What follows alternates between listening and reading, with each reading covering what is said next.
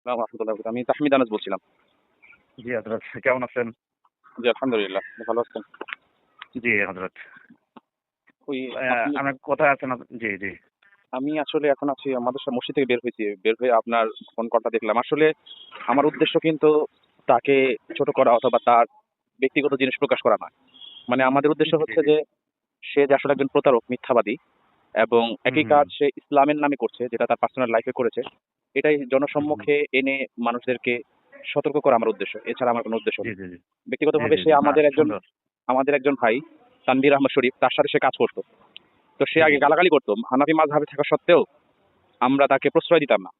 ঠিক আছে? জি জি আমি জি। ব্যক্তিগত আমার জি আমার ফ্রেন্ড লিস্টে ছিল কিন্তু আমি কখনো তার সাথে তেমন একটা কথা হতো না। কিন্তু তানভীর আহমদ সম্বন্ধে উনি জি জি। বলতেন যে আসলে ওর ইফতার সার্টিফিকেট চাওয়া হয়েছে। তারপরে উনি যে ইয়াতে দেওবন্দে পড়েছিল সেটা সার্টিফিকেট চাওয়া হয়েছে। হুম। সে কখনো দেয়নি। তো তানভীর আহমদ দিতে শরীফ উনি পারবে না, বলছে, দিতে পারবে না হজরত। জি তো উনি তো যতবার বলছে যে আচ্ছা ঠিক আছে আপনাকে যখন আমরা একটা খেদমত দিব তাহলে আপনার সার্টিফিকেট দরকার না। জি জি। তো জি এখন কথা হচ্ছে যে এরপরে যখন সে যাকেই গালাগালি করুক সে আহলে বাতিল আহলে হাদিসকে গালাগালি করা তো আমাদের কোনো উদ্দেশ্য না। আমাদের কথা হচ্ছে দালিলিক তাকে খণ্ডন করা। জি। জি। তো হুম। এখন জি আমরা আসলে আপনি বিষয়টা যেহেতু আপনি বলেছেন আপনি বিয়ে পড়িয়েছেন, তো জি। জি একটা আপনি বড় একটা এভিডেন্স সেই হিসাবে। জি। আপনার জি জি যদি জি। আপত্তি না থাকে আমরা আজকে আহনাফ সার্ভিস থেকে আমরা একটা লাইভ অনুষ্ঠান করি। মানে আগে থেকে আমাদের শিডিউল ছিল আজকে রাত্রে ৯ টায় আমরা শুরু করব। যদি হযরত আপনার জি জি। যদি সময় হয় কিছুক্ষণের জন্য হলেও যদি আপনি এই বিষয়গুলো তুলে ধরেন, আশা করি জি জি। সাধারণ মানুষের একটা অনেক বড় একটা ফিতনার উন্মোচন হবে। যেহেতু আপনি দায়ী ইলাল্লাহ এবং অনেক বড় আলেম দ্বীন। জি জি। জি। না, অনেক বড় আলহামদুলিল্লাহ না, তবে সত্যটা আমি বলতে চাই। হ্যাঁ, সত্যটা যেটা সত্য ঘটনা। সম্ভবত আপনি যে নিউজটা করছেন, ওনার পরিবারের সাথে কি যোগাযোগ হয়েছে তো মোটামুটি মনে হয় হ্যাঁ, হ্যাঁ, আপনার? আমি তো কোনো মানে কাঁচা কাজ করি না। তার ফ্যামিলির সাথে যোগাযোগ করেছি। ব্যাকগ্রাউন্ডে তার ওয়াইফ ছিল। তার বাচ্চাও সামনে জি জি। এসেছে লাইভে এবং তার শালা আমার সাথে জি জি। নিয়ে যে কথা বলে আমরা লাইভ করেছি। একবার শালা এসে পুরো লাইভটা তার উপরই করা হয়েছে এবং কি আমি জেরাও করেছি লাইভের মধ্যে। যাতে করে জি জি। জি সে যে আমার পক্ষ নিয়ে কথা না বলে এবং বারবার দেখার চেষ্টা করেছি আসলে সে মিথ্যা বলছে কিনা। কিন্তু ঘুরিয়ে জি। ফিরিয়ে জি যেভাবে জি। প্রশ্ন করেছি সে কিন্তু তার আসলে সত্য তো সত্যই। যেটা যে যেভাবে আমি যে বলেছি সেভাবে কথাগুলো বলেছি। লিখছি হযরত, আমি যে কথাগুলো লিখছি, হ্যাঁ, জি। এর মধ্যে মানে বিন্দু মাত্র মিথ্যার কোনো নেই, না আশ্রয় হুজুর নেই। কি বলেন? আপনাকে আমি মিথ্যা কথা কেন বলব? মানে আমি বুঝতে আপনাকে পারছেন? মানে জাস্ট ওনার শালাকেও আমার কথাটা বলবেন যে ওনাদের গ্রামে আমি চাকরি করছি একসময়, এবং ওই সময় হঠাৎ করে উনি আসলে ঘটনা ওই দিনেও প্যাঁচ খাইছিল, বিয়ের দিনেও ঘটনাটা প্যাঁচ খাইছিল। সেটা হলো উনি পরিচয় দিতে হলো নোয়াখালী বাড়ি, ওনার বাড়ি নাকি নোয়াখালী, ওনার বাবা মা কেউ বেঁচে নাই। তারপরে ওই মেয়ের সাথে কোনো একভাবে সম্পর্ক হয়েছে। বাকি বিয়ের দিনে তার কাছে কোনো মানে পরিচয়পত্র নাই, তার কাছে কোনো কাগজ কলম কোনো কিছুই সে হাজির করতে পারে নাই। সেই জন্য প্রথম দিন তার বিয়েটা হয় নাই, পড়ানো হয় নাই।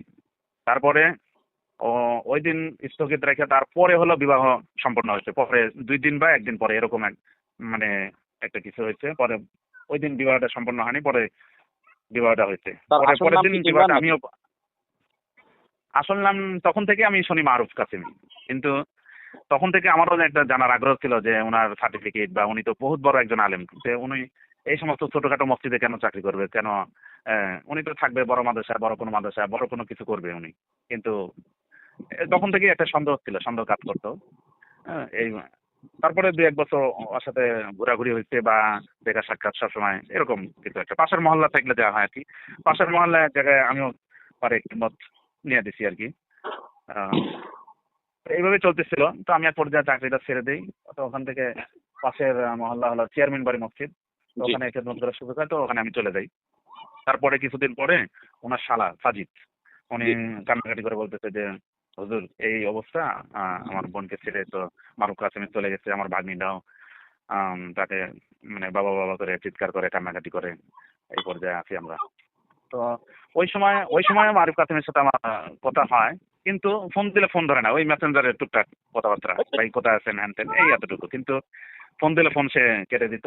মানে জানে যে হয়তোবা পরিচয় চাবে বা কোথায় আছিস সেগুলা শুনবে, এই জন্য সে ফোন ধরতো না, শুধু ওই মেসেঞ্জারে। তো এক পর্যায়ে শুনলাম কোথায় আছেন এখন।